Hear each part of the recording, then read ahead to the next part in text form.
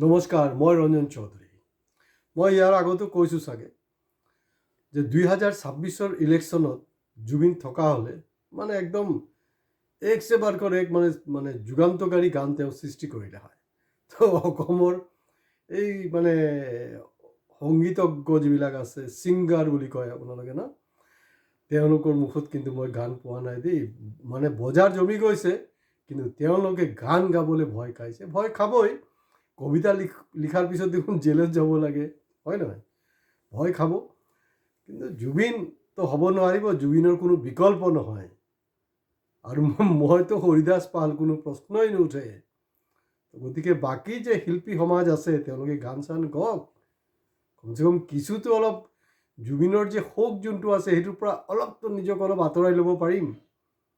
সেইটোত ইনডাইৰেক্টলি আপোনালোকে চৰকাৰকো হেল্প কৰাই হ'ব, কৰকচোন বাৰু। কিন্তু গানবিলাক হ'ব লাগিব জুবিনৰ নিচিনা প্ৰতিষ্ঠান বিৰোধী, সমাজৰ যোনটো চিৰাচৰিত প্ৰথা তাৰ এগেইনষ্টত আপোনাৰ গান হ'ব লাগিব। মই ৰিস্ক নলওঁ, অলপ কাঢ়ি লৈছোঁ আৰু বেয়া নাপাব। ছুটি ভিডিঅ' শেষলৈকে শুনিব। তথাপিও কোনো যিহেতু গোৱা নাই, মই ধৃষ্টতা কৰিছোঁ গান গাবলৈ। জুবিন থকা হ'লে আজি একজেক্টলি এই গানটো গালে হয়। মই জুবিনক ক'লোঁ হয় যে ভাই তই কমচে কম এই গানটো কৰ। তেতিয়া জুবিনে ক'ব কি এইটো কোন ঘণ্টাৰ গান, বোলে তই গানটো কৰ, চা ইয়াৰ পিছত কেনেকৈ চুমাৰ দীপাৰ হিট হয়। তো যি নহওক, তেওঁতো মোৰ সপোনত আহি থাকে, অহৰহ আহি থাকে। তো গতিকে মোৰ গান এটা মনত পৰিলে দেই, গানটো হ'ল এনেকুৱা বাপি লাহিৰী ছুপাৰ ডুপাৰ হিট গানা, কিয়া মিউজিক, কিয়া গানা। আৰু খুব সম্ভৱ হয়তো চাহেব পিকচাৰৰ আছিলে পিকচাৰটো, খুব ছুপাৰ হিট গান। ইয়াৰ বিনা কি আছিলে, ইয়াৰ বিনা চেন কাহা ৰে, প্যাৰ বিনা চেন কাহা ৰে, সোনা नहीं चांदी नहीं यार तो मिला, चलो प्यार कर ले, चलो प्यार कर ले। ইয়াৰ মানে কি, ইয়াৰ এতিয়া আৰু সোনা नहीं चांदी नहीं মিয়া यार तो मिला, মিয়া यार तो मिला, বাছ হৈ গ'ল। মিয়া ইয়াৰ পাই গ'ল নহয় মামাই।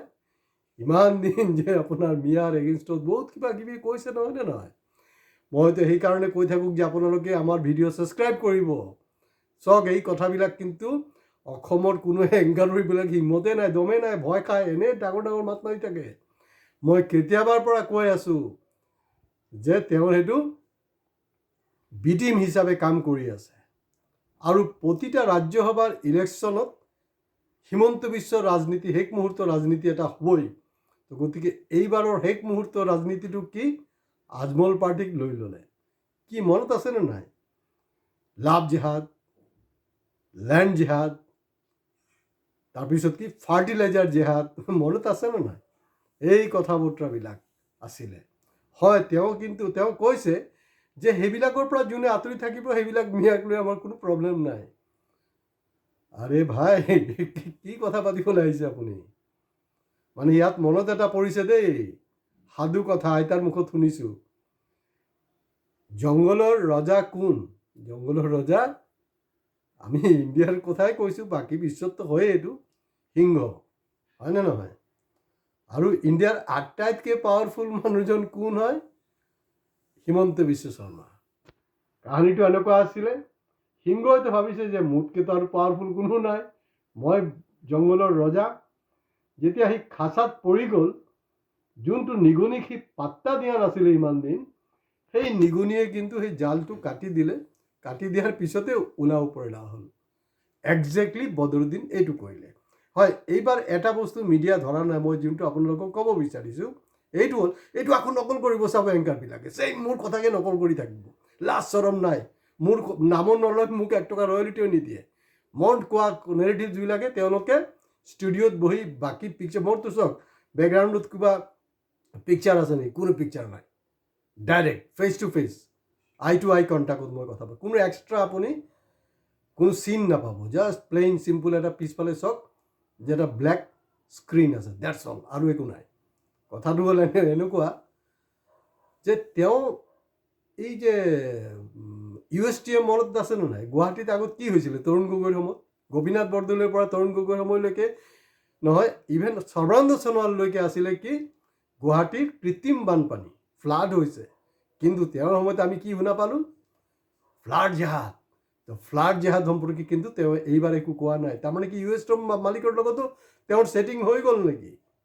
সেইটো কাৰণে মানে ইয়াৰ বিনা প্যাৰ কাহাৰে, প্যাৰ বিনা ইয়াৰ কাহাৰে, সেইটো ইমান মানে এপ্ৰপ্ৰিয়েট গান।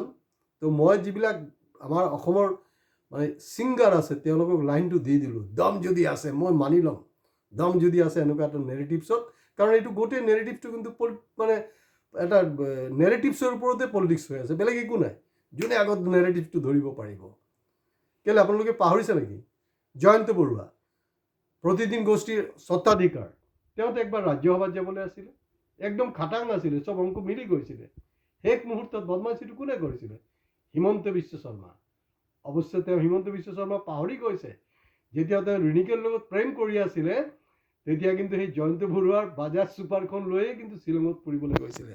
ইমান নিমখ আৰাম হয়। তো গতিকে এইবিলাক কৰিব, কৰাটো স্বাভাৱিক। তাৰ পিছতো যদি আমাৰ জ্ঞানী গুণী চব জাতীয় সংগঠন অসমীয়াই যদি নুবুজে তেতিয়াহ'লে তহঁতি মৰি থাক, বেলেগ আৰু কোনো নাই। আৰু ছিংগাৰক আকৌ মই আপিল কৰিছোঁ যে আপোনালোকে গান কৰক, গান সৃষ্টি কৰক, এইটো এটা সুবৰ্ণ সুযোগ। মই ক'লোঁ নহয়, একচুৱেলি কি হয়, ইণ্ডিয়া যিবিলাক পাৰ্লামেণ্ট ইলেকশ্যন হয় এইটো ধৰি লওক ইণ্টাৰনেশ্যনেল মিডিয়াত এই বস্তুটো আলোচনা হয়। আদাৰৱাইজ ইউ পি বিহাৰৰ ইলেকশ্যনটো অলপ আন্তৰ্জাতিক স্তৰত অলপ চকুত থাকে। অসমৰতো জিন্দগীত হেৰি হোৱা নাই, কিন্তু আজি জুবিন থকা হ'লে এনেকুৱা গান সৃষ্টি হ'লে হয় যে তেওঁ কিন্তু এইটো ইণ্টাৰনেশ্যনেল ফৰামতো কিন্তু অসমৰ ইলেকশ্যন লৈ ৰাজনীতি হ'লে হয়। তো গতিকে আৰু প্ৰতি মুহূৰ্তত কিন্তু নেৰেটিভ চেঞ্জ হৈ আছে, লাজ চৰম নাই। অচিনাকি এতিয়া চিনাকি হৈ গ'ল। মুখ্যমন্ত্ৰী ডাঙৰীয়া আপুনি পাহৰি গৈছে, মই আপোনাক আৰু এটা নেৰেটিভ দিছোঁ, আপুনি জানেনে? কাৰণ আপোনাৰ বিধায়ক সম্পৰ্কতো কমপ্লেইন আহিছে তেওঁৰ পৰকীয়া প্ৰেমৰ কথা। এতিয়া পৰকীয়া ক'ত চলিছে জানেনে? লাভ জেহাদ, লেণ্ড জেহাদ, কাৰেণ্ট জেহাদ। কেলে মিয়াকেইটা কাৰেণ্ট চুৰি নকৰে জানো? সেইটোতো হৈ আছে, এইটো খবৰ লৈছেনে নাই? প্ৰশান্ত ফুকনে খবৰ লৈছে নাই কাৰেণ্ট জেহাদ যে কৰিছে? কিমান আমাৰ কাৰেণ্ট চুৰি কৰে মিয়াকেইটাই। এতিয়া চলি আছে পৰকীয়া প্ৰেম, মিয়াৰ লগত হিন্দুৰ, হিন্দুৰ লগত মিয়াৰ। সেই খবৰটো মই মুখ্যমন্ত্ৰী ডাঙৰীয়া আপোনাক জনালোঁ। তাৰ ওপৰতো চকু দিয়ক, কাৰণ আপুনি নতুন এটা আইটেম ধৰিব লাগিব নহয়, কাৰণ আপুনি ইএছটিএমৰ মালিকৰ লগতো ছেটিং। আজি ইয়াতে শেষ কৰিছোঁ। নমস্কাৰ। ভিডিঅ' শ্বেয়াৰ, মেক্সিমামৰ পৰা মেক্সিমাম শ্বেয়াৰ কৰক, লাইক কমেণ্টছ আমি বিচাৰিম। ঠিক আছে, ছিংগাৰৰ দম নাই, সিহঁতি কমেণ্টছ গান গাব নোৱাৰে, আপোনালোকৰতো দম আছে, আপোনালোকে কমেণ্টছ কৰক আৰু ছাবস্ক্ৰাইব কৰিবলৈ প্লিজ নাপাহৰিব। নমস্কাৰ।